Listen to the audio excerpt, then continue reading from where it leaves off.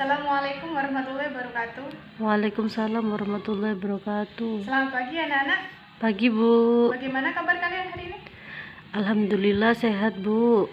Ya, alhamdulillah. Semoga kita selalu diberi kesehatan oleh Allah Subhanahu wa taala. Amin. Sebelum kita memulai pembelajaran pada hari ini, marilah kita berdoa bersama-sama. Berdoa dimulai. Berdoa selesai. Nah, pada pembelajaran hari ini kita akan membahas materi tentang adab berdoa dan membaca Al-Quran.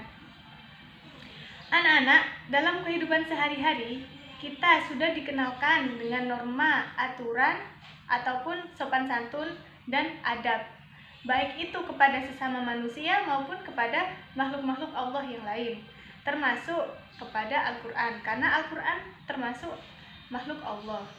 Al-Quran sendiri merupakan firman Allah yang diturunkan kepada Nabi Muhammad SAW melalui malaikat Jibril. Nah, Nabi Muhammad termasuk Nabi terakhir yang diutus oleh Allah untuk menyempurnakan agama Islam dan memperbaiki akhlak manusia. Tentunya kita sebagai umat Islam harus memiliki adab dan akhlak yang baik. Apalagi dalam membaca Al-Quran. Nah, dalam membaca Al-Quran harus memiliki adab. Apa saja adabnya? Yaitu yang pertama, yaitu membaca Al-Quran dengan keadaan suci.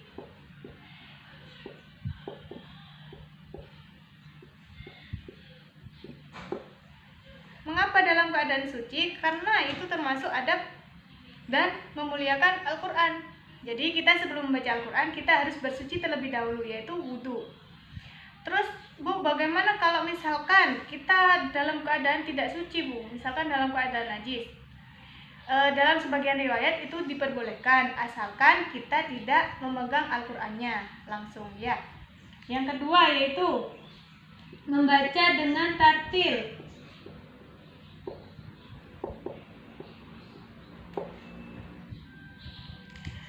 Kita dari kecil kan sudah diajarkan untuk membaca Al-Quran, yaitu dengan tartil. Kita dikenalkan dengan tajwid, kita dikenalkan dengan makhrijul huruf. Tujuannya yaitu agar kita memperbagus bacaan kita, karena itu termasuk adab dari membaca Al-Quran. Yang ketiga yaitu membaguskan suara.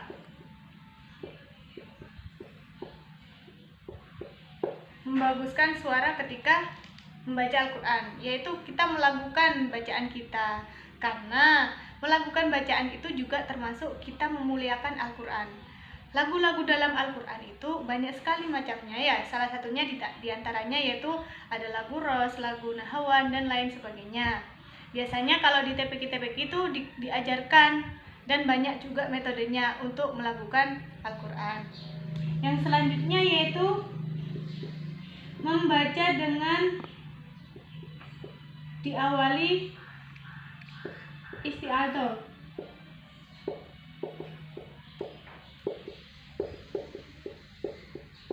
Isti'adzah itu apa? Isti'adzah itu yaitu kita membaca ta'awudz terlebih dahulu, yaitu kita meminta perlindungan kepada Allah dari godaan setan. Gimana? Kan kalian sudah sering ya membaca ta'awudz? Iya Bu, sering. Gimana? A'udzu billahi minasyaitonir rajim. Bismillahirrahmanirrahim. Ya, bagus sekali. Nah, sebelum kita membaca Al-Quran, kita harus dianjurkan membaca ta'awudz terlebih dahulu, supaya dalam membaca Al-Quran juga kita bisa lebih khusyuk. Ya Bu. Selanjutnya yaitu kita membahas tentang adab berdoa.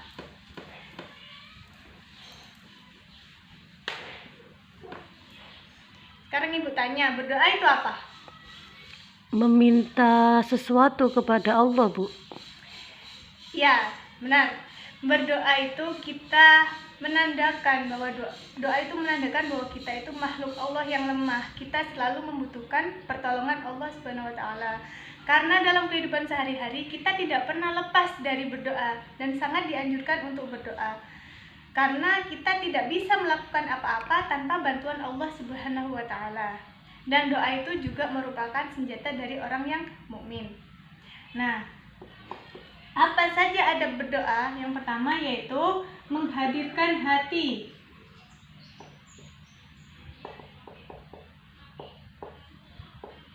Maksudnya yaitu ketika kita berdoa, kita harus menghadirkan hati kita, benar-benar meminta, memohon kepada Allah dan meyakini Allah selalu bersama kita dimanapun kita berada. Dalam keadaan apapun kita juga harus menyempatkan diri untuk berdoa, karena kita pasti selalu butuh bantuan Allah Subhanahu wa taala. Yang kedua yaitu berdoa dengan suara lirih.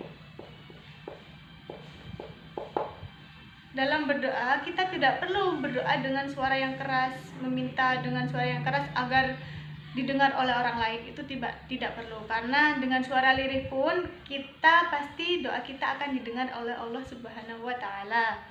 Yang ketiga yaitu dengan rasa takut dan penuh harap.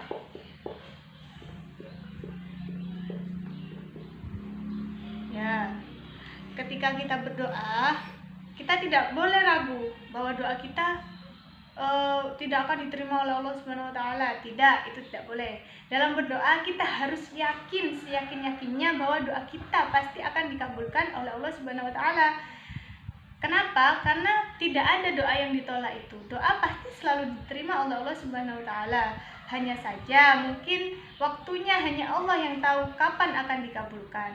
Bisa saja ketika kita menginginkan sesuatu, tetapi kita belum siap menerimanya, maka doa kita tidak akan dikabulkan oleh Allah Subhanahu wa taala. Seperti itu. Jadi kita tidak boleh menyerah untuk mencapai rahmat Allah, ya. Ya, Bu.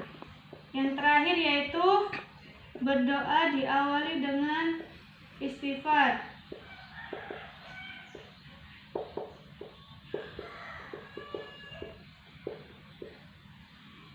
Ya, biasanya kan ya kalau sehabis sholat kita harus berzikir terlebih dahulu. Ya, termasuk salah satunya yaitu kita beristighfar kepada Allah.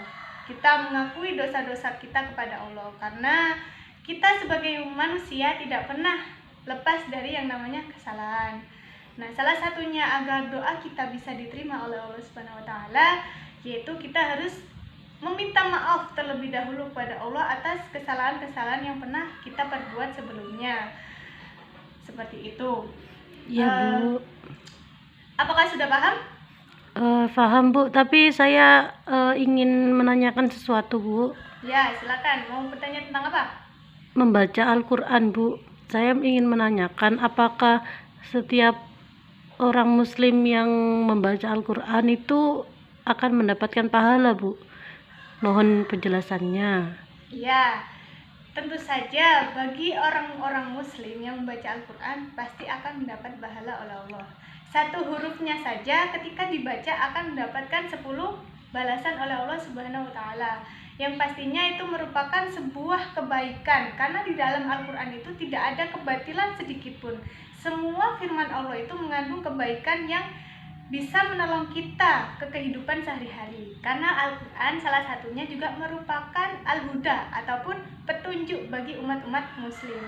Banyak fungsi-fungsi Al-Quran yang tanpa kita sadari sebelumnya.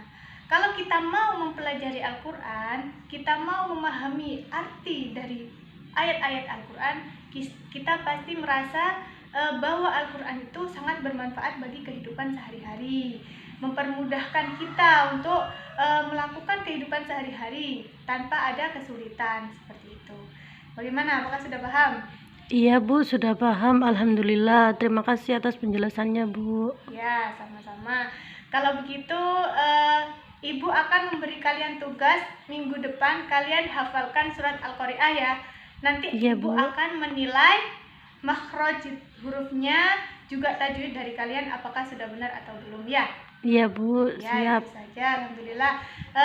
Kalau begitu, marilah kita akhiri pembelajaran pada hari ini dengan membaca Alhamdulillah bersama-sama.